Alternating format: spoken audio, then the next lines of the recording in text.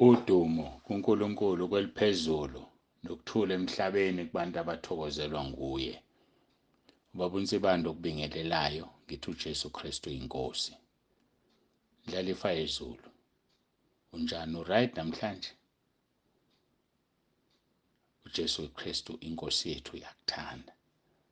uJesu uyakuthanda. Yazi le nkosi iyakuthanda. Ikwenzela umusa. Ungadlali ngomusa wayo. Ungadlali ngomusa wayo. Abadlalayo ngomusa wayo bazovuna lokho abakutshalile. Sho njalo izwi lenkosi kwabaseGalathiya uchapter 6 uqala kuverse 7. Uthi ningaduki, uNkulunkulu akahlekwa. Ngokuba lokho akuhlwanyelayo umuntu lokho wokuvuna. Into ebuhlungu noma emnandi ngokuvuna, you get more than what you sow. Uthola ngaphezulu kwalokho okutshalile. Mawutshala okuhle uzokuthola kuphindwaphindwe kaningi. Mawutshala okubi uzokuthola kuphindwaphindwe kaningi. Baningi abantu bayahlupheka basenkingeni. Yini impilo yami ya upside down? Yini indaba impilo yami yanje? Usekhohliwe ukuthi watshala. Uyavuna manje. Mina bengizothi kuhle uvune kuleli kunokuvuna kwelizayo. Ngoba kuleli usenethuba lokuphenduka. Uyavuna wakutshalayo. Athi verse 8, ngokuba ohlwanyelela inyama yakhe uyakuvuna ukubhubha kuyo inyama. Kepha ohlwanyelela umoya uyakuvuna ukuphila okuphakade kumoya. Uhlwanyelela bani wena? Uhlwanyelela inyama yakho? Uholwa inyama yakho? Wenza into ethandwa inyama yakho noma wenza into ethandwa umoya? Ngempela uhlwanyelela bani wena? Athi verse 16 ka-chapter 5 wabaseGalathiya, hambani ngomoya khona niyokufeza izinkanuko zenyama. Ngokuba inyama ikhanuka okuphambene nomoya, kepha umoya ukhanuka okuphambene nenyama. Ngokuba lezi zinto ziyamelana ukuze ningenzi lokho enikuthandayo. Kepha uma niholwa umoya aniphansi komthetho. Ubani oholayo wena? Hey. Sengikhulumile. Ngiyacela ukuthi sihuqe ngikhuleke. Bengakakhuleki. Bengibingelelile nje. Ngathi uJesu Kristu inkosi. Babongcwele, babolungileyo. uNkulunkulu wethu nomusa idwala laphakade. Uphondo lwensindiso yethu. Uyinqaba yethu nesiphephelo sethu. Siphambi kobuso bakho siyacela ukukhulume izwi lakho. Khuluma inhliziyo yakho phakathi kwethu. Siyacela uNkulunkulu wethu nomusa. Sibonga Nkosi ukuthi ifu lokuphuma kwabantu ebindlela beke baphuma ngayo ngathi selingcono.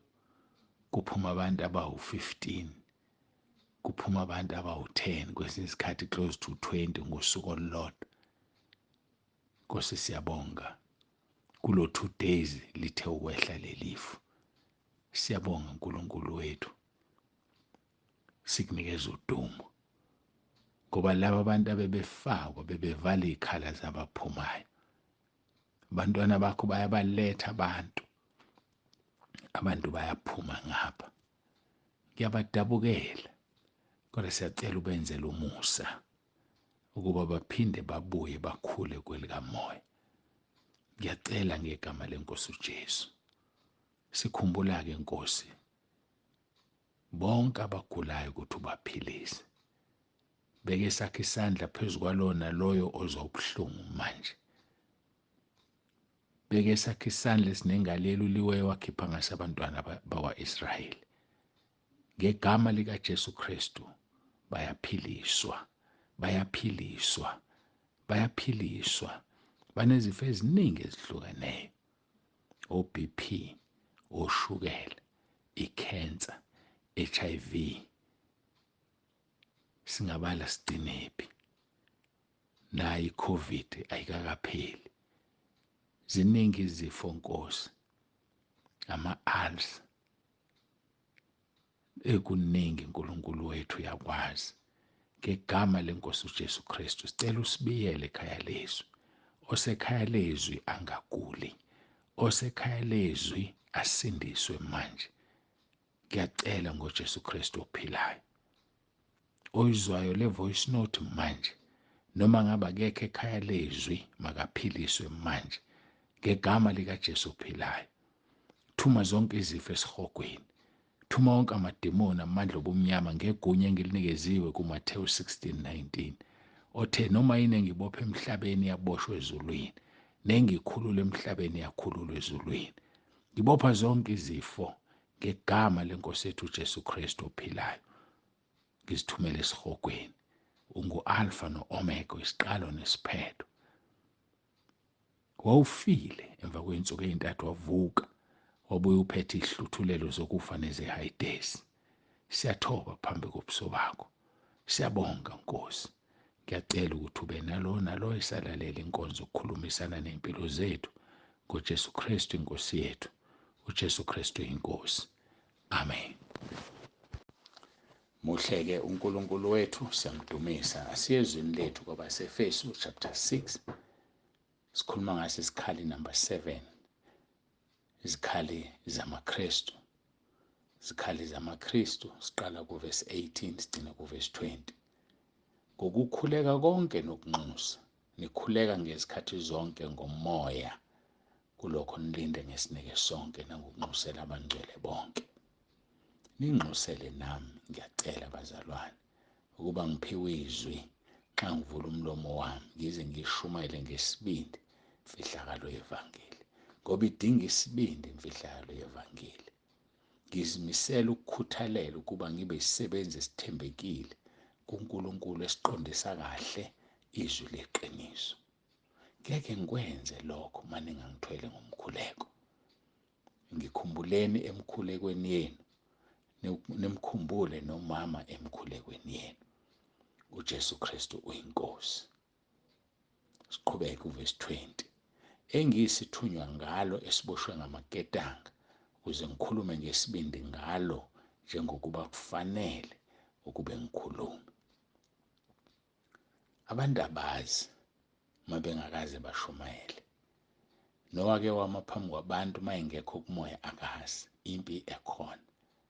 Impi ekhona uma umile, athi umoya ongcwele kukhuluma uthi, athi uSathane uzoyisho kanjani lento, abantu bazothi.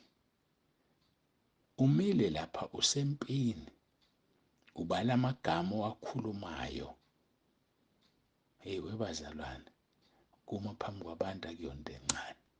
Ingakho verse 20 ethi ngikhulume ngesibindi ngalo izwi njengokuba kufanele ukuba ngikhulume. Ngoba uzothola ukuthi umunye alikhuluma izwi kanti akasayishongo into okuthiwa akayisho.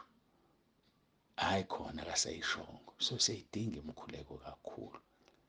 Ngoba usuke usudla uphoyizeni uma ungasadli lokho okuthiwe kudle. Yizwe ukuthi kubukeka kukuhle kuyizwi, kodwa kuselona leli umoya ongcwele abelilungisile elifunela abantu bakhe. Ingakho-ke sidinga imikhuleko. Izolo-ke sigcine sikhuluma abaseRoma chapter 15. Ya ukutheke ephathini esinamandla sifanele ukuthwala ubuthakathaka babangenamandla singazithokozisi thina. Lona loyo kithi mathokozisa umakhelwane kube kuhle aze akheke. Aze akheke umakhelwane. Sithinte kakhulu leyo ndaba izolo. Umakhelwane kufanele akheke. Ngiyafisa ukubuka kancane uGalatia chapter 5 verse 1. uKristu asikhulula ukuba sibe nenkululeko. Ngakho-ke yimani niqine, ningabe nisaboshelwa ejokeni lobuqila. Bazalwane, masiqine singaboshelwa ejokeni lobuqila. Umuntu okhuleka ngomoya akekho ejokeni lobuqila. Sisakhuluma ngokukhuleka ngomoya. Ngokukhuleka konke nokunxusa nikhuleka ngesikhathi zonke ngomoya, kulokho nilinde kukho ngesineke. So awukwazi ukukhuleka ngomoya uma usesigqila, ngoba asamukelanga umoya wobugqila ukuba sibuye sesaba. baseRoma 8 ngicabanga ukuthi uverse 15 mangaphazami. Asamukelanga umoya wobugqila ukuba sibuye sesaba, kodwa samukele umoya wobuntwana esisho ngaye sithi Abba Baba. Bazalwane, ungabe isigqila. Cha, uKristu usikhululile emoyeni wobugqila, sikhululiwe. uKristu asikhulula ukuba sibe nenkululeko. So le nkululeko itholakala uma unomoya kaNkulunkulu. Le nkululeko itholakala ukuthi kube umoya kaNkulunkulu ophila kuwena. Umoya kaNkulunkulu awugqilazi, kodwa umoya kaNkulunkulu wenza uhlale usenkululekweni, wenza uhlale uqinile, ungabisaboshelwa ejokweni lobugqila. Ayikho into eyenzeka kuwena egqilazayo. Kungaba isenyameni yakho, kungaba inoma ikuphi, kodwa uyaphuma phansi kokuba ube yisigqila. Njengoba ngishilo ukuthi abaseRoma 8 bayibeka kahle, bathi asamukelanga umoya wokugqila ukuba sibuye sesabe. Ngokuba uma nihamba ngokwenyama nizokufa, kepha uma nibulala imisebenzi yomzimba ngomoya nizophila. Bulala umsebenzi womzimba ngomoya. Ukwenze njani ukubulala umsebenzi womzimba ngomoya? Ukuphila kumoya, ukuba umoya ongcwele athatha indawo kuwe. Wena ngoba usuwafa maqondana nezwe lafa maqondana nawe, akuphili wena. Imizwa yakho yenyama iyafa. Ngisho kunento oyibukayo bekufanele kuvusela imizwa yenkanuko, iyafa ngoba kusaphili wena. Umoya ongcwele uphila kuwena, uKristu ophila kuwena. Ukuphila kwakho kufihlwe noNkulunkulu ezulwini. Ukuphila kwakho kufihlwe noKristu ekuNkulunkulu. Ngakho-ke asibe sahamba ngokwenyama, ngoba uma uhamba ngokwenyama uzofa. Kepha udinga ukubulala imisebenzi yomzimba, imisebenzi yenyama ngomoya. Ngoba bonke abaholwa ngumoya kaNkulunkulu ibona bangabantwana bakaNkulunkulu. Uma ungaholi umoya ongcwele awusiyo umntwana kaNkulunkulu. Ungasho nje phela ngoba akusukulutho futhi awunezezeleki lutho ukuthi uyibize umntwana kaNkulunkulu. Uma uyazi aqhosha athi ngusibani bani wakwabani, akubalekile lokho. Okubalekile ukuthi ngumntwana kaNkulunkulu. Kodwa uma usubheka inkambo, akubalekile ngenkambo yakhe ukuthi ungumntwana kaNkulunkulu. Kubaluleke ukuthi uhamba ngenyama, ngoba izenzo zikhuluma kangcono kunomlomo. Deeds speaks louder than words. So wena uma izenzo zakho zikhuluma kakhulu kunamazwi akho wakhipha emlonyeni, iwona izenzo ezisicaciselayo, inkambo yakho eshoyo ukuthi kahle kahle wena ungumntwana kabani. Yebo uyasho ngomlomo ukuthi umntwana kaNkulunkulu, kodwa usesigqila sesono, uhamba ngokwenyama. Ngakho-ke bangcwele, bulalani imisebenzi yenyama ngomoya nizophila. Ngoba bonke abaholwa umoya kaNkulunkulu bangabantwana bakaNkulunkulu. Ngoba samukeliswanga umoya wobugqila ukuba sibuye sesabe. Cha, kepha samukeliswe umoya wobuntwana esimemeza ngaye sithi Abba Baba. Yena lo moya ufakaza kanye nomoya wethu ukuthi singabantwana bakaNkulunkulu. Ithini inhliziyo yakho? Iyafakaza ukuthi ungumntwana kaNkulunkulu? Iyasho inhliziyo yakho ukuthi wena ungumntwana kaNkulunkulu na? Kuba kufanele umoya kaNkulunkulu ufakazelane nomoya wakho ukuthi wena ungumntwana kaNkulunkulu, ngoba usahambi ngokwenyama. Uma-ke ungumntwana kaNkulunkulu, uyindlalifa futhi. Hhayi noma yimuphi umndeni. Cha, uyindlalifa kaNkulunkulu. Izindlalifa-ke kanye noKristu, uma phela uhlupheka kanye naye ukuze uphiwe inkazimulo futhi kanye naye, uyahlupheka kanye noKristu.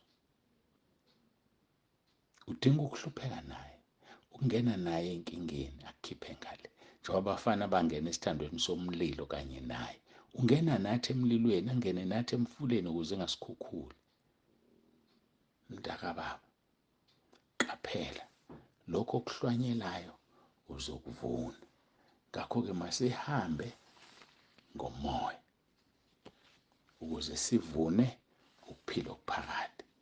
Ungahambi ngokwenyama, ngoba uma uhamba ngokwenyama ngeke uvune ukuphila okuphakade. Ningaduki, uNkulunkulu akahlekwa, ngoba lokhu akuhlwanyelayo umuntu lokhu ukuvuna. Ngakho-ke njengokuba sinethuba, asenze okuhle kubo bonke, kepha ikakhulu kwabendlu yokholo. Masingakhathali ekwenzeni okuhle, ngoba siyovuna ngesikhathi esifaneleyo uma singadangali. Ngiyacela sikhuleke, siguqeni. Baba ongcwele, Baba olungileyo, uNkulunkulu nomusa, siyabonga ngale nkonzo. Busisa kube yilona loyo lalele, angabi ngoluzwayo izwi kuphela kodwa lenze. Sicela konke lokhu ngoJesu Kristu inkosi ephilayo. uJesu Kristu inkosi. Amen. Baba uNsibande ovalelisayo uthi uJesu Kristu inkosi.